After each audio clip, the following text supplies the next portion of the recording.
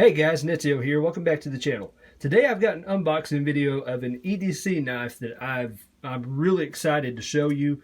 This is something that's going to be a little bit different for me. It's kind of an experiment, and I think it's very important to experiment with your gear, how you carry different things, and not be closed-minded and stagnant in your mindset on what you carry and what you use every day. Now this is a product from Bradford Knives, obviously, so let's open it up and see what we got.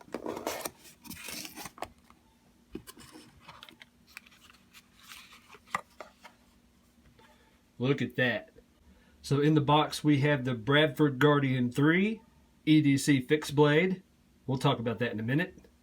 We have the horizontal carry leather sheath. We have special care instructions. It says, thank you for purchasing a Bradford knife, blah, blah, blah. You can pause that and read it if you'd like. And then we have this business card. Bradford Larkin. That's the name of the guy that owns Bradford USA. And then it has his contact information. So let's go ahead and get into some of the specs and details on this little guy. So you've got an overall length of 6.75 inches, a blade length of 3.5 inches, 3-inch cutting edge, and the blade material is Nitro V. Now, Nitro V is a newer steel. I'm hesitant to call it a super steel, but it's fairly new on the market, and you see it in a lot of fixed blades and outdoor type blades. It's a pretty higher end material, but this one is actually heat treated at 61 Rockwell. Wow. Okay, so for those of you who don't know, who aren't enthusiasts, all these different knives that I show on here, they're in different blade steels, right? And different blade steels have different features. Some are going to have better edge retention. Some are going to have better wear resistance than others. Others are going to be tougher. Some are going to be harder. Some are going to be more stainless. There's a lot of different factors that come into play about the different types of blade steels that are used. Now, that being said, you could have the best, the best cutting edge retention blade steel in the world, and it doesn't mean jack if you don't heat treat it right. So, for example, M390. M390 is a pretty popular one. It's considered a super steel. You see it on a lot of higher end knives, and it's got really good edge retention.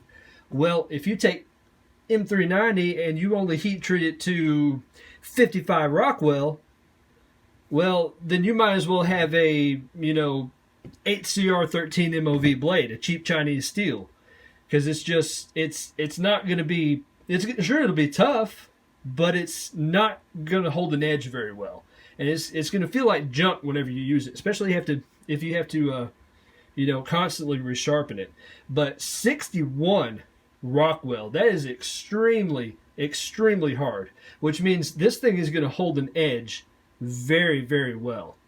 Speaking of which, let's go ahead and do a quick cut test here. See if I can. Wow. Holy smokes. Look at that. Oh, that is beautiful. This was actually a piece of paper I was using for one of my previous reviews. Don't need it anymore. Oh, wow. That is... Oops, kind of torn there at the end. Let's see if we can get some curls. Look at that. Look at that. Just like, I don't feel any resistance at all. I could sit here and go to town with this thing until I've got no paper left. It's just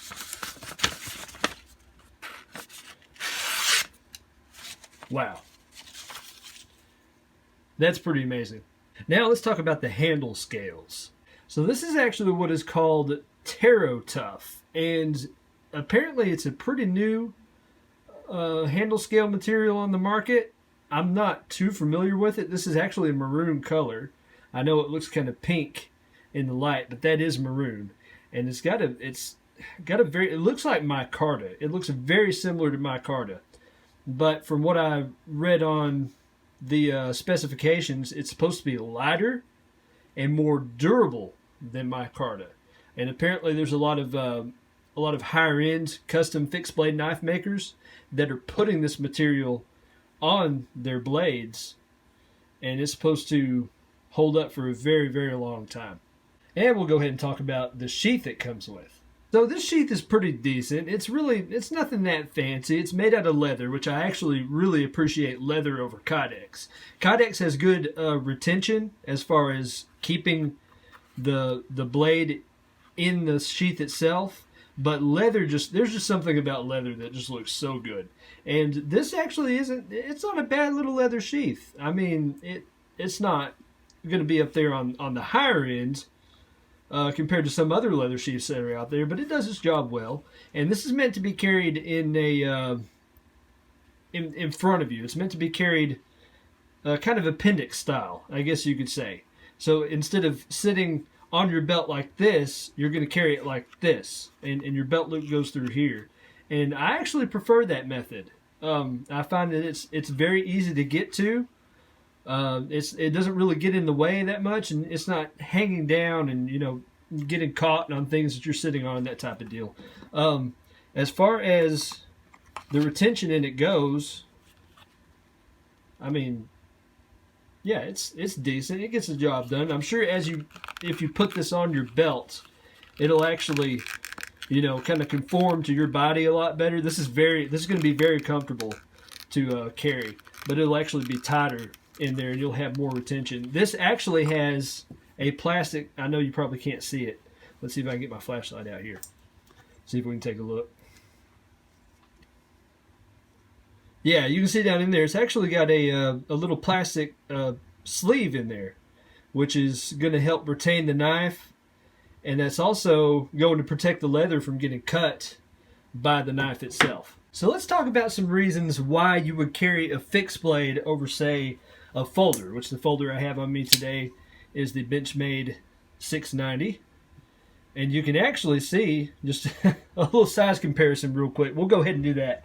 That's the only folder I have out with me right now. But you can actually see that this fixed blade is smaller than my folder, and my folder is not really that big. That might seem kind of backwards to some people. I know everyone when they think of fixed blades, they think of something really big, like, for example, my K-Bar Becker 10. See, that's a big fixed blade, and that thing is just scratching my crap up here. But you can tell that's just a beast. That is a hunk of 1095 Crovan. And but yeah, mostly when you think of fixed blades, you're talking about something big like that. And I've got another one here actually, my little K-Bar TDI. This one it's some kind of 10 something steel. I can't remember. Now, I don't actually EDC that one. But so one of the reasons why you would prefer or use a fixed blade over a folder is, see, folders have an inherent weakness that fixed blades don't have. That's going to be the pivot. All right, so you've got moving parts there. It's not going to be as strong. Your weak point is going to be right here at that pivot. Now, with a fixed blade, you don't have any moving parts. You don't have to worry about that.